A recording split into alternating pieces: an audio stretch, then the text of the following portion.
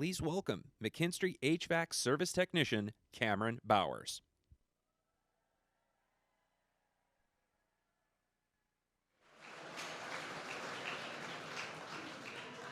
Holy moly, look at you guys. Hi, my name is Cameron. I'm a second-year apprentice with, redo. I'm a second-year apprentice with UA Local 32, working in HVAC Service Technician with McKinstry. I didn't think I would be here today. I got this phone call yesterday saying I'd be seeing all you faces today, but I am so excited and I'm so happy that you guys are here to celebrate this with us today. And just to start off, there are so many things that I can't do in this speech to tell you how much I appreciate this, not a job, but a career pathway that I chose. And I have my dad to thank for all of it. So when I was in high school, I did a program called Running Start, and it's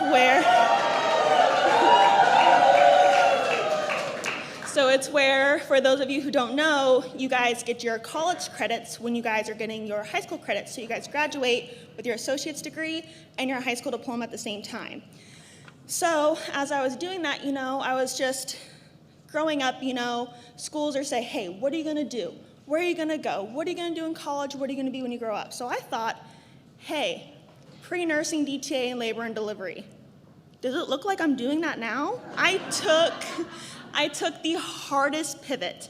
A day before my last winter quarter is when I switched over and I was like, I don't see myself doing this anymore. And growing up, I was my dad's shadow. If you saw my dad, I wasn't too far behind him. And any project that we did together, if it was hands-on, cars, home improvement, I was always there with him. And so after the 2008 recession hit, him being a heavy equipment operator, there wasn't a whole lot of work. So he took up Bates Technical College for HVAC. And again, like I said earlier, me being his shadow, guess what I was doing Saturday mornings? I was going to school with Dad. And what much can a 12-year-old do in a fab shop aside from engrave initials on tools and be the gopher? Go for this, go for that, go for this. And what he did, and hearing him come home from work and talking about his day, just really inspired me to where if he can do it, I can do it. And so as a woman in the trades, I do as much as I can to advocate for kids who just don't know what they want to do. Or maybe those who are halfway through their careers and they're like, man, I just don't like it anymore. Because how many kids are in my shoes to where I did the college, not all the college, but I did the college. I did 2 years of it, and it was 2 years too much for me. But thankfully, I was able to get help and direction from those around me and those in the union and down at the apprenticeship hall to get me in that right direction for this career. And it's so rewarding. It's hard to explain, without you guys being out there with me, but it's rewarding every day because I get an opportunity to work with such skilled technicians out in the field that offer nothing but support and want to see you succeed. That they want to send me off as soon as I'm ready, and they want to make sure that I know everything that I can.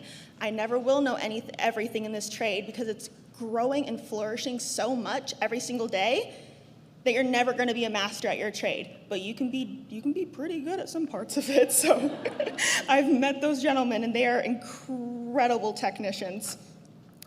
As I said, there's so much accelerated change in the industry happening now, which is creating more demand for people like me, kids like me.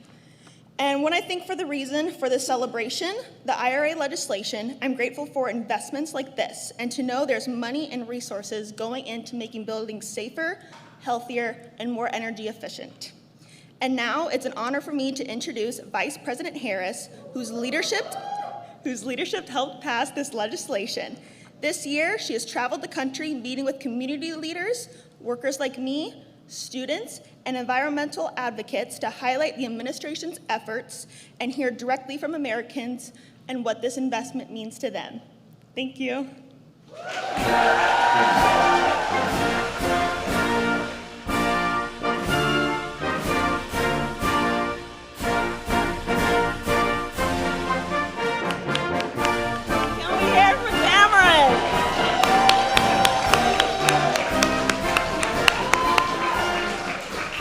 Cameron, you're not your dad's shadow anymore. You're standing tall. You're standing tall. Well, good afternoon, everyone. It's so good to be back. Good afternoon. Governor Inslee, thank you for all that you are and all you have done. You and I have had so many conversations over the year, and I will say that among those who are leaders in our country and by extension in the world on the issue of what we must do with a sense of urgency to protect, preserve, and love our planet, you are one of the greatest leaders. So it is good to be with you. And Trudy, thank you both. Thank you. And thank you for the warm welcome to Washington. I want to thank our Secretary of Energy, Jennifer Granholm. She is extraordinary. She has been traveling the country, and she's a true partner to the President and me. And my dear friend, Senator Maria Cantwell, where are you? There you are. Hi. So Senator Cantwell and I served together in the United States Senate, and so I have seen her work close up. I have seen her in rooms where there are cameras. I have seen her in rooms where there are no cameras. She's the same person everywhere. She is always fighting for the people, and she is truly one of our nation's greatest climate leaders. And I want to thank you for that. And on the most recent work that has happened and on the detail of her leadership, she helped pass the CHIPS and Science Act. And that, of course, is historic in terms of its investment in climate innovation. And these are investments which will, and she always emphasizes this, it will create jobs and opportunity, not only here in Washington, but around the country. So thank you, Senator Cantwell, for your leadership always. Thank you. Thank you. And Congresswoman Marilyn Strickland, I thank you. Mayor Bruce Harrell, thank you for meeting me on the tarmac and for your leadership and friendship always. And to all the activists, organizers, and young leaders here today, it is because of you and your partnership and the enthusiasm and the passion that you bring to this work that President Biden and I are taking on one of the most urgent issues of our time. And of course, that is the climate crisis. Every day around the world, the impact of the climate crisis is stark, and it is vivid. We are seeing it in real time. Here, of course, in Washington state, you have endured deadly heat waves and devastating wildfires. And across our nation, we see communities choked by drought, washed out by flood, and decimated by hurricanes. And of course, we are all praying for the people of Maui. Far too many lives lost. Far too many lives lost. Homes lost, businesses lost, livelihoods lost. And of course, we have to recognize and pay special attention to the Native Hawaiian community, which has seen some of their most sacred cultural sites destroyed. And so I will say that President Biden and I will continue to do all that we can to help the people of Hawaii, and both in terms of what they need now, but what they need in terms of recovery and what they will need to rebuild. So all of that to say, it is clear the clock is not just ticking, it is banging. And that is why 1 year ago, President Biden and I made the largest climate investment in America's history.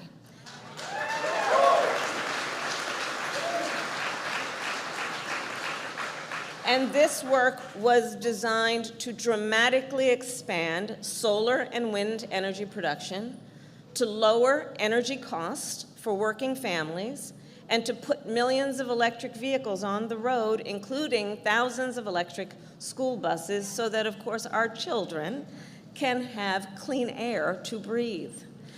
And it is with these investments that we are clear. We are creating millions of good-paying, clean energy jobs. We are rebuilding America's manufacturing, and we are driving American innovation, something this state knows so well. In total, President Biden and I have committed nearly $1 trillion to build a thriving, clean energy economy for America.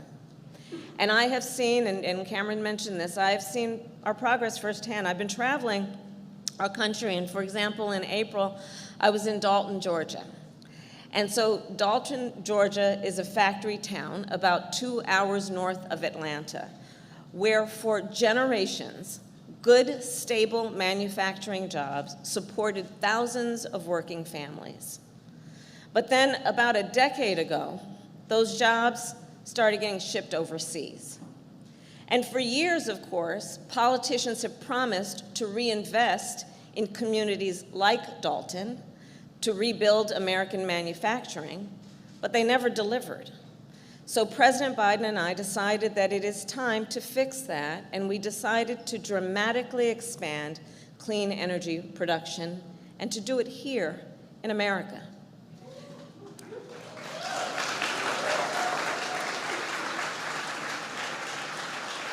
And so on the story of Dalton, on this year alone, already we have created 2,500 new solar panel manufacturing jobs that have opened up in Dalton. And across the country, we have created more than 175,000 new clean energy jobs.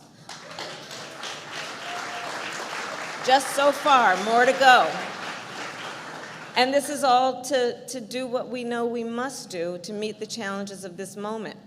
But of the challenges in terms of building a clean energy economy, we also know that the places where we create clean energy, like a solar farm in the desert or a wind farm off the coast, those places are often far away from where people actually live.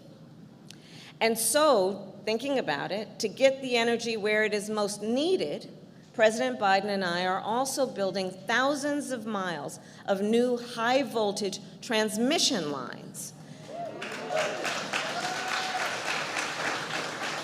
which is making a significant difference. For example, I was recently in rural Arizona to break ground on a project where 125 miles of high-voltage line will deliver clean electricity.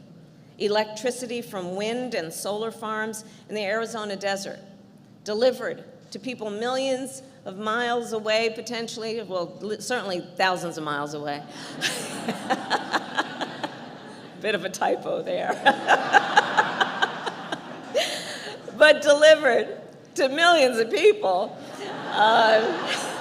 in faraway places like Phoenix and Los Angeles and San Diego. And that electricity will not only be cleaner, it will also be cheaper. And so think about that. That means more money for working families, to buy groceries, to invest in home repairs, to be able to afford a vacation from time to time. And just think, every year working families pay thousands of dollars just to keep the fridge and lights on. So think about what this means. And for the president and me, one of our highest priorities then has been to lower energy costs, which is why we designed our climate policy and plan to give working families tax credits and rebates so they can afford to install new insulation and new windows, which of course increase energy efficiency and lower energy bills. And so they can better afford to replace their gas-burning furnace with an electric heat pump to heat and cool their home, which costs less money to run. And we're doing the same thing for businesses. We have made billions of dollars in tax credits available so clean energy upgrades can happen to businesses in terms of their buildings. And we have made sure these credits are not just available this year, not only this year, but for years to come. Because we know that for companies like this one, what we know is that when we increase the demand for solar panels and clean energy technology, we want to make sure that there is a consistent demand and it is predictable so that businesses have the confidence to invest in this new approach to doing work and building our economy. Consistency is something businesses need and want, and that is part of the intention of the design of our policy to give them that. In addition, all these investments create jobs, good-paying union jobs. Yep. Jobs for workers like many of those who are here with us today, including plumbers and pipe fitters and members of IBEW and sheet metal workers, and the kind of folk who are just some of the most skilled and experienced workers in our nation, going to work every day to build our clean energy economy. For example, today, Ambrose Bradley is with us. Ambrose, where are you? Ambrose is with us, okay. Ambrose grew up in Oklahoma, and after high school, he joined the Air Force and worked as a mechanic on an F-16 fighter jet. When he left the Air Force, Ambrose joined Sheet Metal Workers Local 66. And today, Ambrose is a foreman fabricating metal for energy-efficient lighting, heating systems, and solar panels. So think about that. He went from F-16s to solar panels. Talk about highly skilled. Thank you, Ambrose.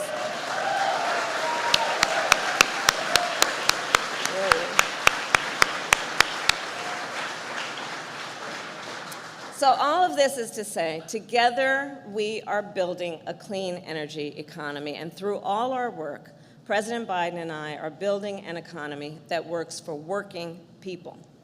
And that, my friends, is called Bidenomics. And Bidenomics is working. Since we took office, President Biden and I have created more than 13 million new jobs, including nearly 400,000 jobs right here in Washington State. Today, the unemployment rate is near the lowest it has been in over half a century. Inflation is down and wages are up. And just last week, President Biden and I announced that we are giving more than 1 million workers on federal contracts a raise. Long overdue. Davis-Bacon, long overdue. Because the workers building our clean energy economy, and all workers, deserve to be paid fairly and for the value and the dignity of their work. So I'm going to close with this. So in my travels as Vice President, I have met with hundreds of young climate leaders among the many leaders I have met. I've met with college students in Michigan, climate justice activists in Miami, Native leaders in Arizona, and high school students in Denver. And I will tell you, these young leaders are guiding our nation in our climate fight. And as they have told me, their work is driven by their hope and their determination.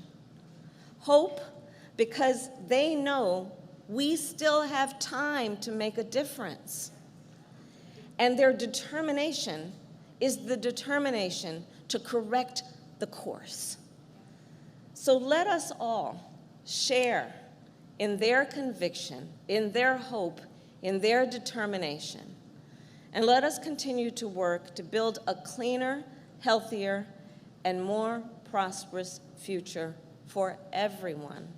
And let us do so with optimism, because while we have more to do, with your partnership, the President and I have shown just how much we can accomplish together.